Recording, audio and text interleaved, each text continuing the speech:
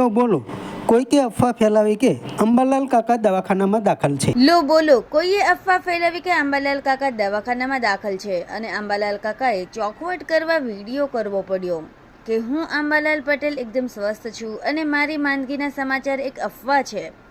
બોલો, બધાને સચેત રાખવાવાળા આંબાલાલ કાકા સ્વસ્થ રહે એ બધાના હિતમાં છે કે નહીં?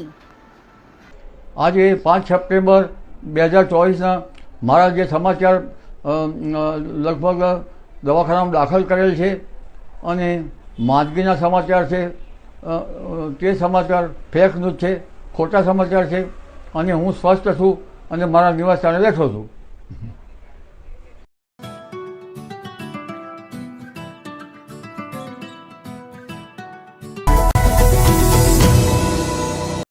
સમાજ માટે સત્ય માટે સત્યપૂર્ણ સમાચાર પ્રસારણ આપના મોબાઈલ પર તરત જ લાઈક કરો, શેર કરો અને સબસ્ક્રાઇબ પણ કરો અને હા, ઘંટડી વગાડવાનું ન ભૂલશો।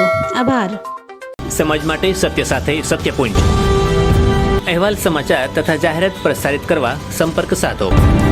સત્યપુંજ સમાચાર પ્રસારણ, લબ્ધિ કોમ્પ્લેક્સ, તાલુકા પંચાયત સામે, સિહોર।